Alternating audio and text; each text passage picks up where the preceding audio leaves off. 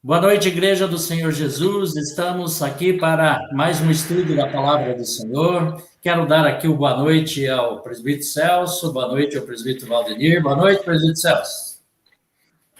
Boa noite, pastor. Boa noite, presbítero Valdenir. Boa noite aí aos ouvintes também que estão, neste momento, assistindo a esse estudo bíblico do Evangelho de Marcos. Que Deus esteja abençoando a sua vida, né? E que nós aqui possamos ter aí a bênção do Senhor, a ministração do Espírito Santo, para que façamos aí um estudo que seja proveitoso para nós e para cada ouvinte aí. Amém. Boa noite, presbítero Valdenir. Boa noite, pastor. Boa noite, presbítero Celso. Boa noite aos nossos ouvintes. Sejam todos bem-vindos aqui ao nosso estudo e que Deus possa estar nos abençoando e trazendo aí mais um estudo importante para nossas vidas, né? E que todos nós possamos aí estar aprendendo no livro de Marcos aí, né? Que estamos no início dele ainda, né? Então que possamos aí ter bons crescimento e bom aproveito, né, desse livro de Marcos aí. Amém. Vamos aproveitar, então, o presbítero Valdenir faz uma oração, iniciando o nosso estudo.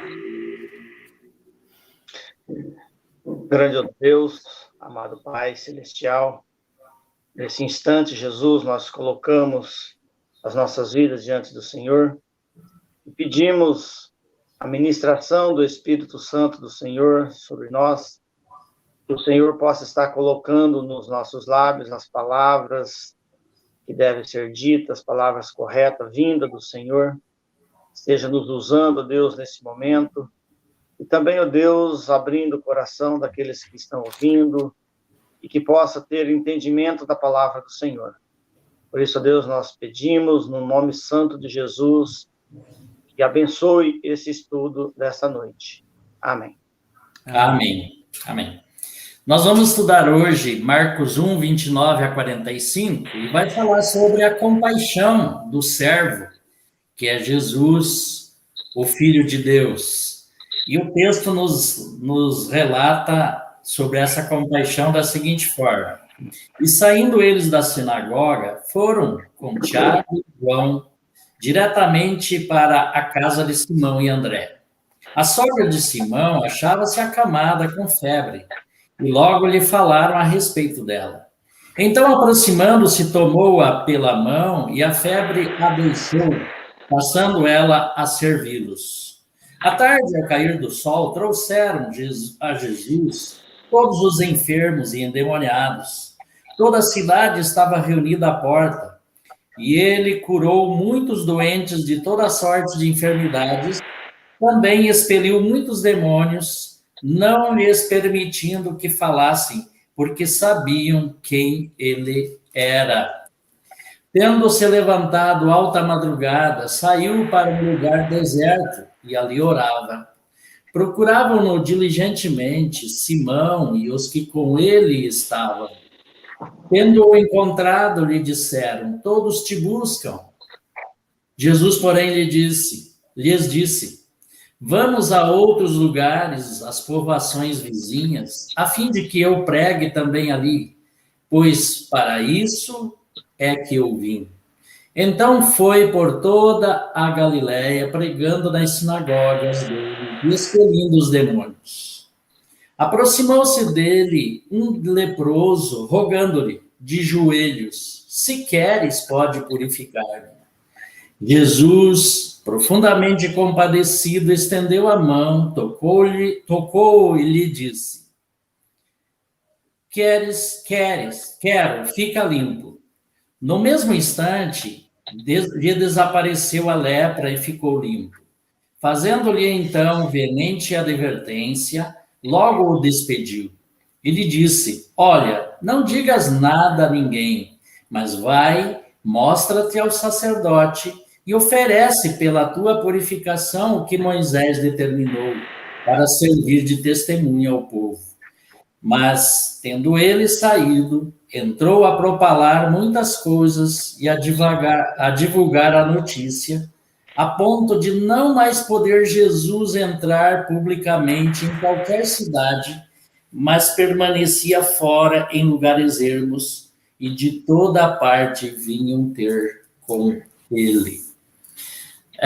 O texto fala sobre compaixão, ali no verso 41 está dizendo que Jesus, ao olhar para o leproso, ficou profundamente compadecido. Mas também ele se compadeceu da sogra de Pedro, e todo o texto aqui vai nos mostrar a compaixão de Jesus também com outros enfermos. Mas o que eu queria iniciar falando aqui é que Jesus não tem uma mera compaixão de apenas curar, uma compaixão apenas de dar um prato de comida, uma compaixão apenas de resolver um problema físico e momentâneo. Mas Jesus tem uma compaixão que vai muito mais além. A compaixão de Jesus visa, em primeiro lugar, a eternidade da pessoa. Visa a pessoa no futuro e não somente no presente. Jesus não deixou de atender no presente, mas a sua meta era levar as pessoas a serem beneficiadas com o Evangelho, com a salvação proposta por ele para a eternidade. Então, nós olhamos para o texto e vamos ver a primeira lição aqui de que Jesus, como servo, ele ultrapassou os portões do sagrado e chegou até aos ermos, né, de todos os lugares. Jesus, ele começa tendo essa compaixão na sinagoga, né? Ele começa pregando na sinagoga. Sinagoga é o ambiente sagrado. Mas, terminado a reunião na sinagoga, ele sai com André, aqui o texto está dizendo, né? Sai com Simão e André, com Tiago e João, aliás, e vão para a casa de Simão e André. Então, ele sai da sinagoga e continua a sua missão de compaixão na casa de Pedro, né? Fazendo essa boa ação para com a sogra dele. Mas a notícia correu célere por todas as regiões da Galileia e o povo começou a trazer pessoas para serem curados por Jesus. E é interessante, então, a gente observar. Jesus começou dentro da sinagoga, foi para a casa de Simão e terminou a sua compaixão na rua, curando muitas pessoas enfermas, muitas pessoas que estavam ali precisando do socorro de Jesus. Então, interessante que Jesus também não está preso ao local e nem ao tempo. No local, ele estava dentro da sinagoga, estava na casa de Pedro, terminou na rua, e também o tempo, porque diz que foi ao pôr do sol que começaram a vir os enfermos para ser curados. E provavelmente, ali era um dia de sábado, então provavelmente seria sábado, o texto aqui não diz, mas provavelmente ao pôr do sol tinha a lei mosaica que dizia que ninguém mais podia pedir ajuda depois das 18 horas. E Jesus... Oi? A gente vê aqui que Jesus já começa a quebrar aquele ritual do templo, né, de que devia adorar no templo, né, como aquela conversa que teve com a mulher samaritana lá, né, ele já começa a quebrar esses rituais aqui, mostrando que a adoração e que a ação espiritual, a ação dele, a nossa ação para com a obra do Senhor tem que ser em qualquer lugar, né, porque ele está dentro do nosso coração e onde a gente estiver, seja no templo, seja em casa, seja na rua, onde quer que seja, a obra tem que ser realizada, né? Exatamente. E aí, né, Valdenir, a ação ou o nosso culto com Jesus não é somente na sinagoga ou no templo, como nós temos hoje os templos, mas tem que levar Jesus também para casa, para as ruas, para o nosso trabalho, né? Assim como Tiago e João levaram também, né? Jesus para a casa de Pedro. Por isso que muitas vezes, né, a visão de a visão das pessoas, ou isso às vezes até pode nos invadir também, né? E que ser cristão ou servir a Deus dentro do templo é fácil, né? Uhum. Jesus deixa esse exemplo aqui, né? Que não basta ser somente dentro da igreja, né? Ele estava num local sagrado ali, né? Dentro dos portões da sinagoga, né? Ou seja, ele não se limitou a ficar só ali, né? Leva-nos também a entender que o evangelho não pode ficar só entre as quatro paredes. A obra tem que ser feita na sociedade também, né? Sim. O cristianismo ou o cristão não basta viver somente dentro da igreja, né? Na verdade, dentro das sinagogas é fácil, né? É fácil ser cristão, é fácil mostrar as boas ações, é fácil servir a Deus dentro do local sagrado. Mas se torna muito mais difícil quando sai para fora, né? Das quatro paredes, né? Jesus deixa aqui bem claro que a obra dele não se limitava a ser somente ali no interno, né, da sinagoga, ela precisava de ser expandida, né, precisava ser vista, né. Então, acho que aí, só nesse texto aí já nos dá uma lição muito, muito grande, né, e deixa um recado aí e nos leva a ter uma responsabilidade ainda maior, né, sobre a nossa vida cristã, de não limitarmos somente a um local, né, mas que tanto a nossa vida como as nossas ações, ela precisa ser vista. É o testemunho, né? Eu acho que aí que entra o testemunho, que deve ser fora, né? Muito mais importante fora das quatro paredes do sagrado do que dentro, né?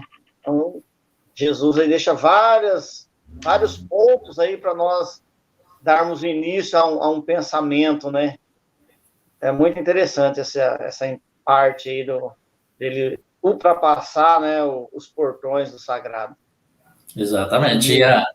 E a sogra de Pedro não podia ir para a igreja, então os discípulos ali se preocuparam em trazer Jesus até a casa da sogra. Fala. Isso me lembra uma história de uma mulher que chegou com a mudança na frente da igreja e o pastor desesperado: o que foi, minha irmã, que você está fazendo? Não, eu quero mudar para cá, porque eu quero o marido que eu tenho aqui dentro da igreja, não aquele marido que eu tenho lá na minha casa, né? Então, na igreja ele era um marido maravilhoso, mas em casa não era, né? Então, é fácil, como o prefeito Rodrigo falou, às vezes é fácil, né, ser um crente dentro da igreja, né? Mas que ultrapassa os portões ali, o compromisso continua, né? Às vezes com muito mais seriedade do que quando está dentro do templo, né? É um grande desafio para nós, né? Para todos, né? Exato. E aí, então, ele continua falando dessa compaixão, né? E rompe também com a lógica da medicina. Porque Jesus chega ali e lá em Lucas, inclusive, fala que os discípulos rogaram a Jesus para que ele fosse na casa de Pedro, porque a sua sogra estava com febre, estava ardendo em febre, né? E aí, então, ele vai e a gente sabe que a febre hoje, né? A gente sabe que a medicina evoluiu muito e aquilo que era mortal no passado acabou hoje não sendo mais algo perigoso, né? Como muitas doenças, né? E a gente sabe hoje também que a febre não é uma doença. Talvez lá no passado pensasse que a febre era doença. A febre não é uma doença. A febre, ela atesta um sinal de doença. Porque se tem alguma coisa errada no corpo, a febre é um sinal, né, de que o corpo não está de acordo.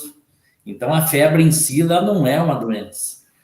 E aí, então, Jesus contrasta essa febre e ele vai, então, ali chegar e vai ele apenas toca na mão da mulher, né? Interessante. Eu acho que ele nem fala nada, ele só pega na mão da mulher e diz o texto que a febre baixou imediatamente. E isso contrasta bastante com a medicina, né? Porque a medicina, para fazer baixar a febre, primeiro tem que dar remédio. E também não baixa imediatamente, né? Precisa ter um tempo ali para o remédio fazer efeito para baixar a febre. E Jesus só tocou na mão da mulher, só pegou na mão da mulher e a febre já baixou imediatamente, sem remédio. Então é um grande contraste aí com a medicina, né? E a gente vê nessa compaixão de Jesus aí que em muitos momentos Jesus fala, em muitos momentos Jesus toca, em muitos momentos Jesus apenas olha para a pessoa e a pessoa é curada. Mas isso mostra, então, que Jesus não tem limite. A medicina, nós temos limite para ter compaixão com as pessoas, mas Jesus não tem limite. Ele pode tocar, ele pode olhar, ele pode falar, ele pode repreender, né? Todos os jeitos Jesus pode lidar com uma pessoa que está precisando da sua compaixão. Né, presbítero Celso? Pois é, né? E a gente vê que não há barreiras para o Senhor Jesus. E a Bíblia diz que nós somos embaixadores dele aqui na Terra, né? Embaixadores de Cristo. E como embaixadores de Cristo, nós, como a palavra diz, nós representamos ele aqui. E Cristo é o mesmo ontem, hoje e será eternamente. E as maravilhas que Cristo fez naquele momento lá, ele pode realizar dentro dos seus propósitos nos dias de hoje também, né? Mas a gente vê que essa palavra de Cristo é aquela palavra da criação, né? Quando Cristo estava criando todas as coisas, com Deus e o Espírito Santo, a Trindade, né? Haja isso, haja aquilo, a palavra deles tinha um poder. E a gente vê aqui a palavra, os toques, os olhos de Jesus tendo poder, né? E esse poder de Cristo, ele está presente nos nossos dias de hoje, e principalmente no que diz respeito à nossa vida espiritual, que a gente tem que estar firmado nele, né? Mas as palavras de Cristo, elas fizeram diferença. Pela palavra ele agia, pelo toque ele agia. E assim como na criação, ele continua fazendo isso hoje também, seja para expelir demônios, seja para curar, né? Seja para transformar vidas, como ele muitas vezes diz, vai, a tua fé te salvou, né? Eu acho que continuando aí no pensamento aí do comentário do presbítero Celso, né? Jesus é o Deus, ele é o Deus do imediato, né? É o Deus da ação instantânea, né? Como o pastor falou lá no início, né? A febre, para ser baixada, tem que ter o efeito do remédio, e isso vai acontecendo gradativamente, né? Quando Jesus ele entra na vida de uma pessoa, é para fazer a mudança imediata. Ele tem poder para isso, né? Nós vimos aí nos acontecimentos, nos milagres aí, e específico agora nesse momento aqui, né? O toque de Jesus ali, já houve a mudança de imediato, né? Então, o poder dele é para isso, né? Ele basta uma palavra, basta um toque, né? E tudo se modifica, tudo se transforma. O homem pecador pode ser transformado, a sua vida pode ser regenerada, né? E basta uma ação do Senhor. E assim como ele foi lá no passado, né, nas suas ações, a sua palavra poderosa que pedia, né, para o mar se acalmar, para a tempestade cessar, esse mesmo poder ele tá ainda em Jesus Cristo, né? O mesmo poder nós podemos perceber na pessoa de Jesus. Ele tem poder para transformar, para mudar os rumos de uma história, né? E assim como o poder dele também continua aí para expulsar o demônio, para mudar de vida, para trazer a cura. Então, eu vejo assim que nesse tema aqui que nós estamos falando agora, né, do contraste da medicina com a ação de Jesus, é muito importante. E ele mostra o seu grande poder, né? E se ele quiser, eu quero ser limpo. Então, a lepra saía imediatamente, né? Era no momento, já para ficar visível, para não ter dúvida, não sobrar dúvida que o poder estava com ele, né? Sim. Não era gradativo ali. Se ele quisesse que fosse gradativo, em alguns momentos aconteceu também, né? Teve momentos aí que ele pediu para entrar 7 vezes no tanque para ficar limpo. Então, é conforme a vontade dele. Sim. Se ele tem poder para fazer o gradativo, para fazer a mudança, e tem poder do imediato, né? Do jeito que ele quiser, é a ação dele que vai mandar, é a palavra de Deus realmente que tem o poder para fazer a grande mudança, né? Se for da vontade dele, tudo acontece no imediato e no longo do tempo também. Sim, e logo que você falou ali, expelir demônios, eu fiquei pensando aqui também numa coisa, que lá em Marcos, ali em Marcos, né, no verso 34, ele diz que ele curou muitos doentes de toda sorte de enfermidade. Também expeliu demônios. Mas se você for lá para Lucas no capítulo 4, deixa eu me achar aqui, Lucas 4:41, diz assim, que muitos deles também saíam demônios, ou seja, Lucas está dizendo que curou toda sorte de enfermidade e muitos deles saíam demônios. Aqui parece que Marcos está dizendo que curou um grupo de pessoas que eram doentes e também expeliu demônios de outros. Mas lá Lucas está dizendo que ele curou toda sorte de enfermidade e muitas dessas pessoas também saíam demônios. Como é que a gente pode entender, será uma aparente contradição, mas na verdade não é contradição? Como é que a gente pode entender isso? Eu estava lendo aqui no comentário da Bíblia de Genebra, ela traz um comentário interessante sobre esse alto índice de endemoniados na Galileia, né? Naquele momento, ali na região da Galileia, era uma cidade voltada também muito... Uma cidade pagã, de uma influência ímpia, né?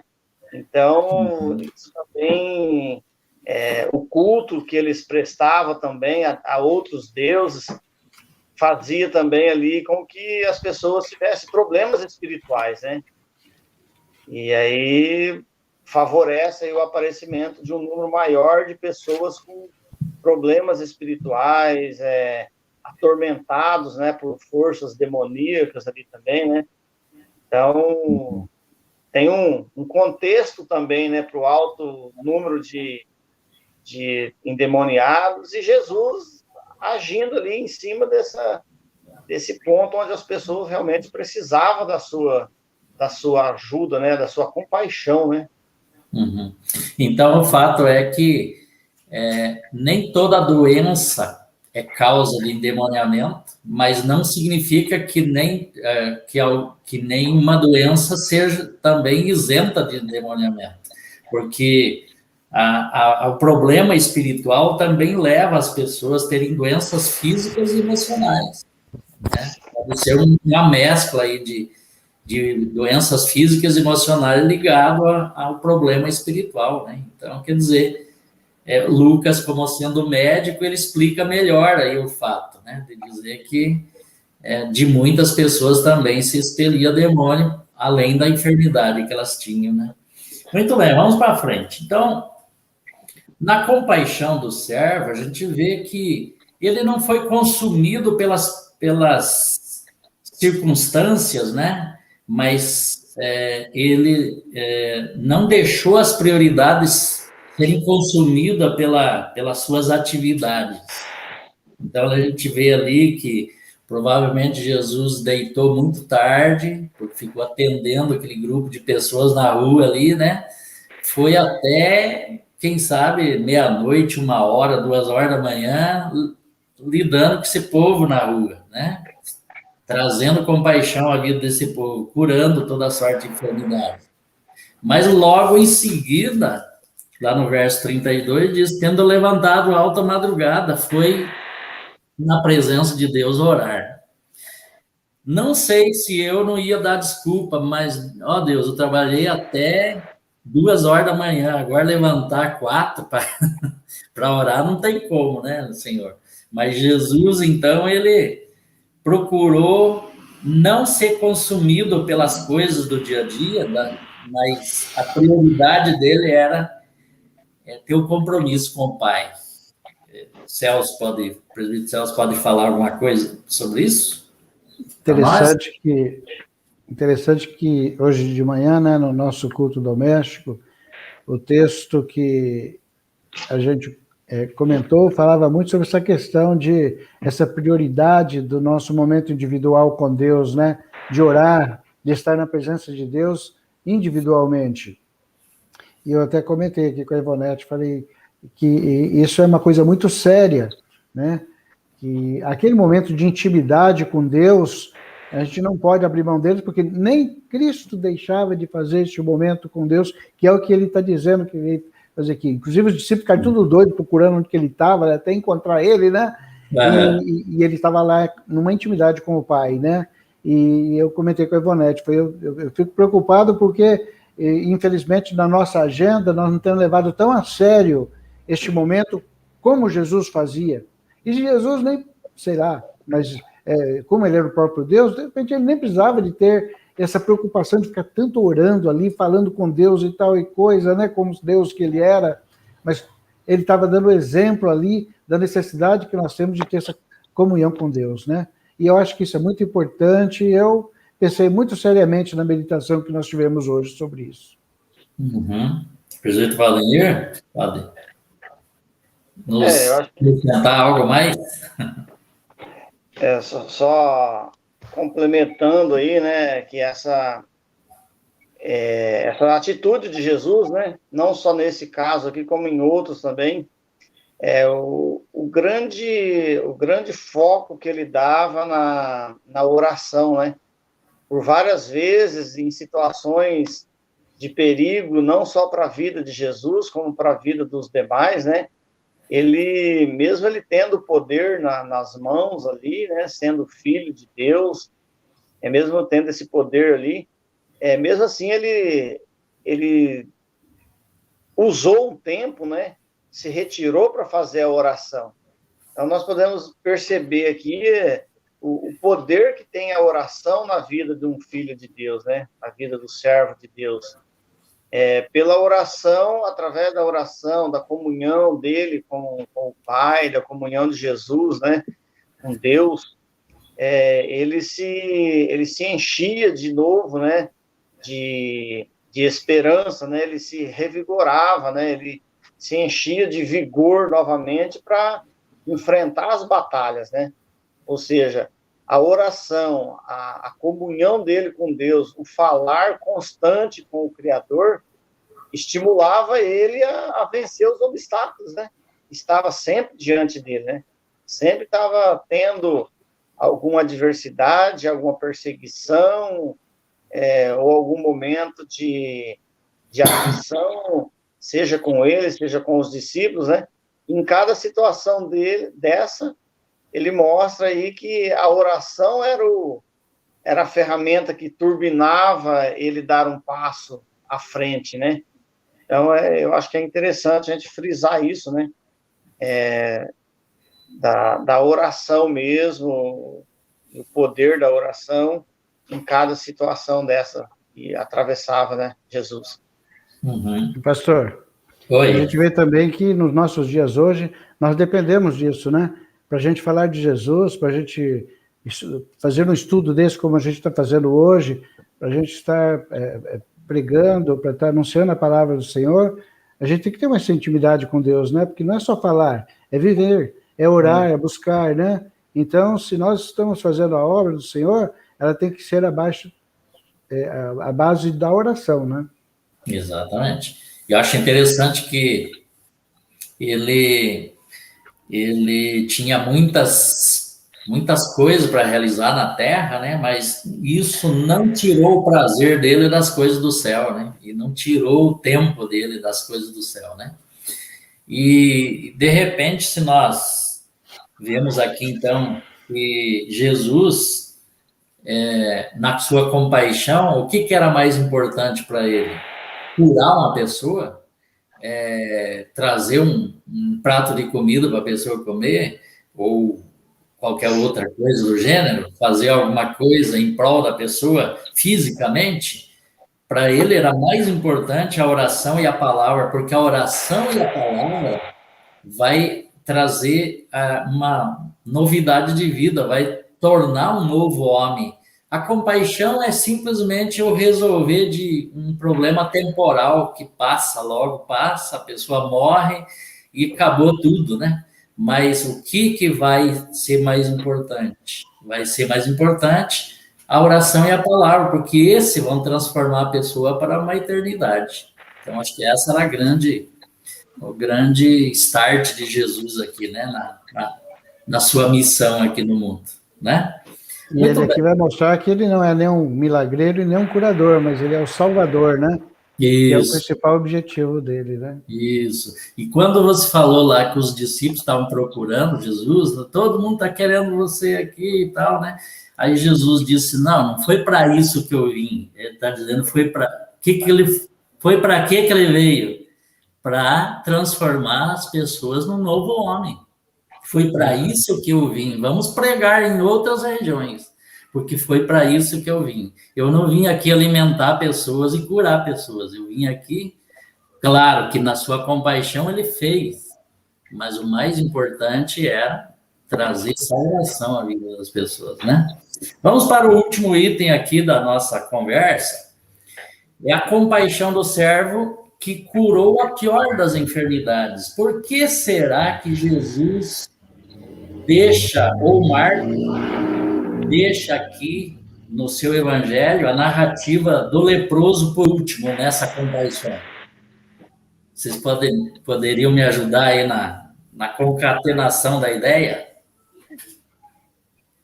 Interessante que tem tudo a ver aqui com o pecado, né? A lepra, ela começa exteriormente e ela vai a cada momento aumentando e até que ela toma conta do interior, né? E o pecado não é diferente, às vezes é uma coisa superficial e ela vai aumentando e vai tornando cada dia mais um problema na vida interior daí, né? Ao ponto de, assim como a lepra deixava as pessoas longe do convívio, o pecado também vai afastando as pessoas do convívio, né? Por causa até o próprio mundo discrimina as pessoas muitas vezes por causa do pecado, né? Exatamente. O que eu disse aí, coloquei no meu story do Facebook, o mundo é o primeiro a incentivar a pessoa a pecar, mas é o primeiro a discriminar depois, né? Dá a pinga pro bêbado, mas depois não cuida do bêbado, né?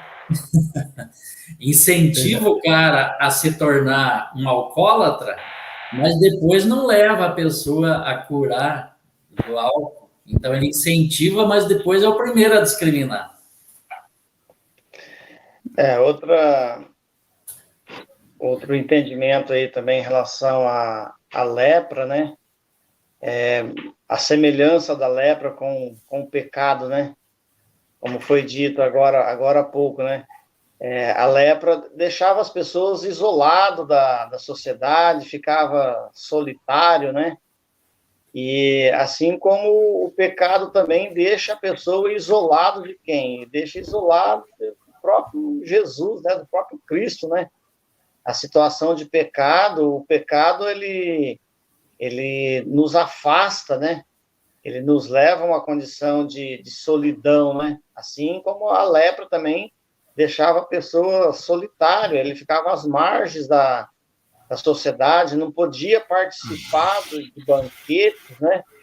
Ele era expulso, não participava dos banquetes, não participava do convívio, né? Da família.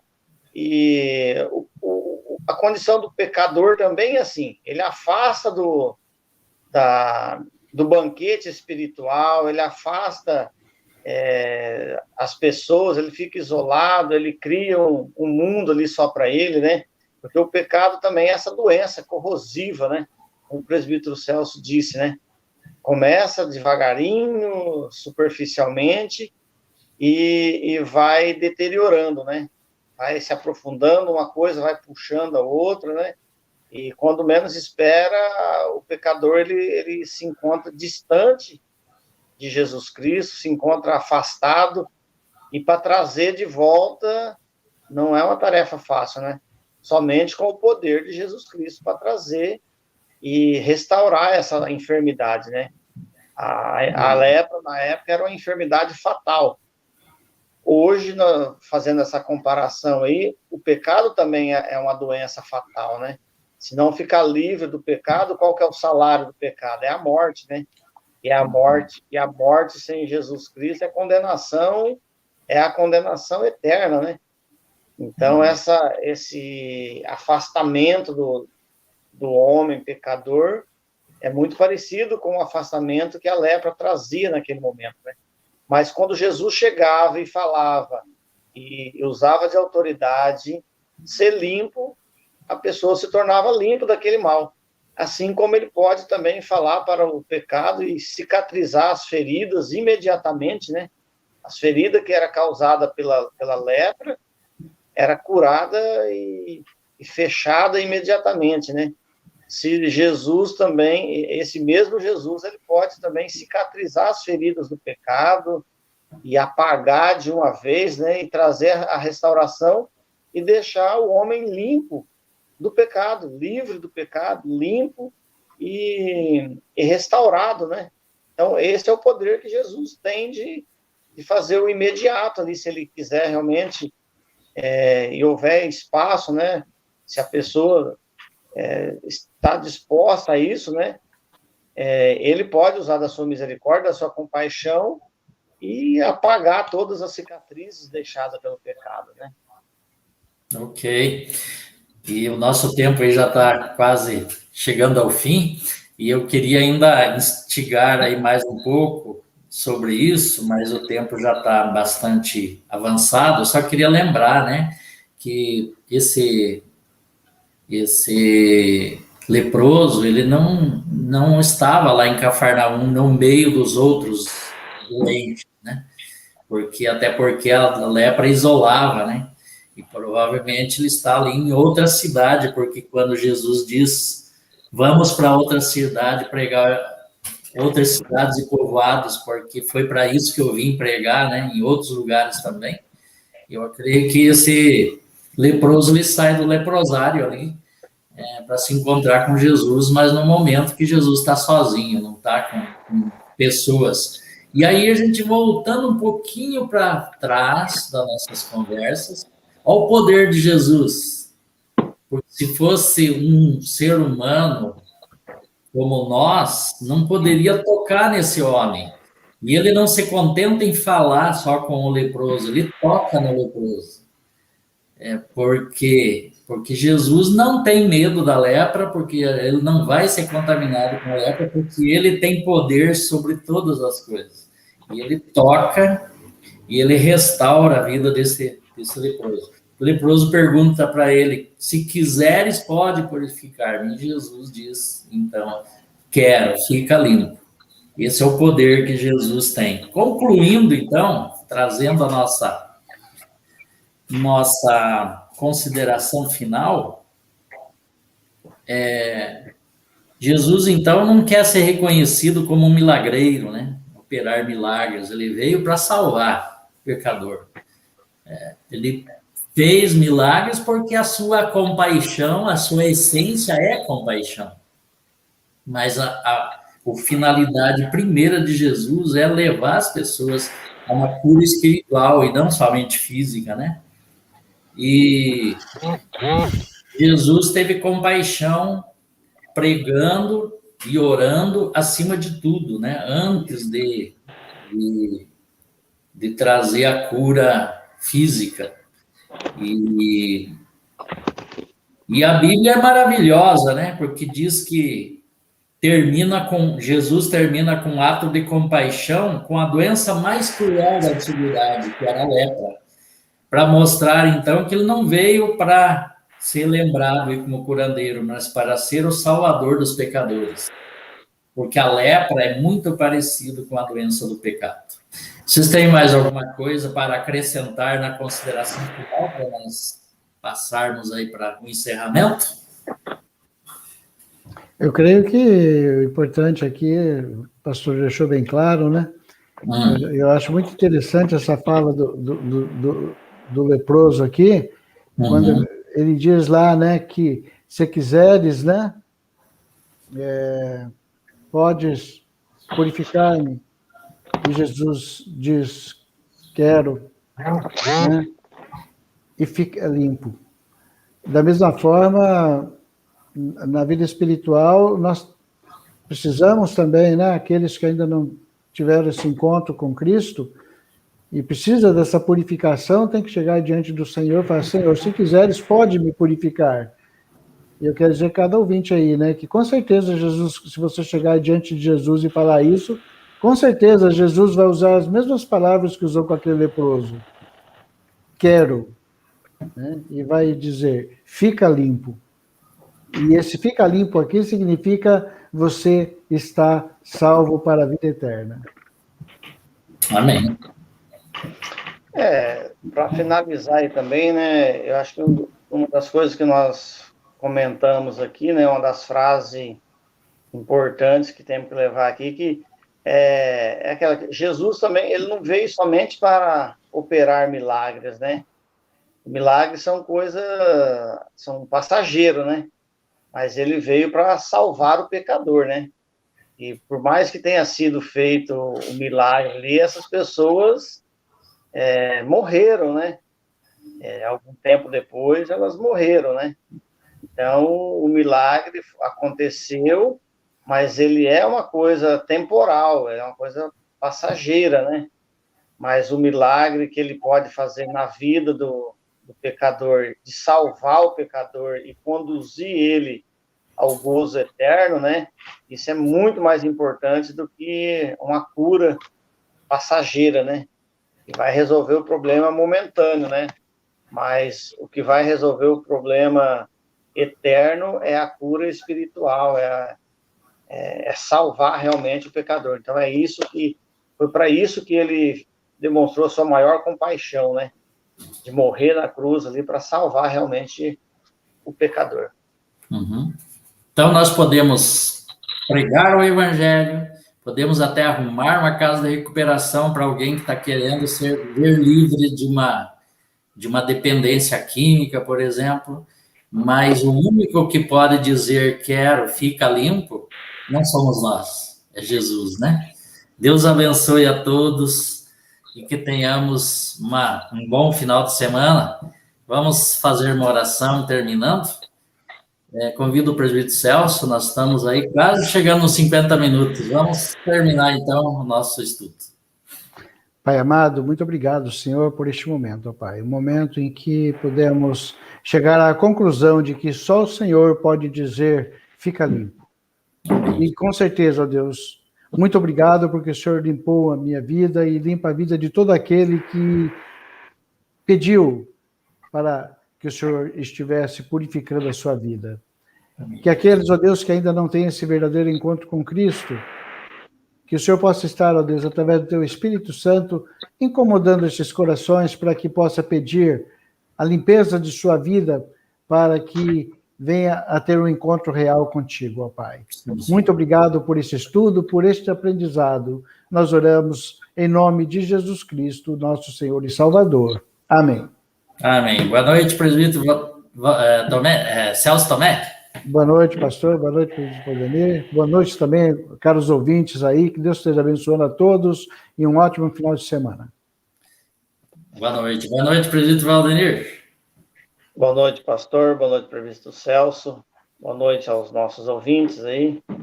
Que todos aí tenham também um bom final de semana aí, na paz do nosso Senhor Jesus. Amém. Amém. Igreja do Senhor Jesus, estamos esperando as perguntinhas. Até agora, ninguém mandou as perguntinhas para nós. Estamos querendo ouvi-los também. E não somente os da igreja de Fênix, mas os demais aí que assistem conosco. Mande sua pergunta sobre o livro de Marcos, que nós estaremos aqui para ajudá-lo. Uma boa noite a todos. Amém.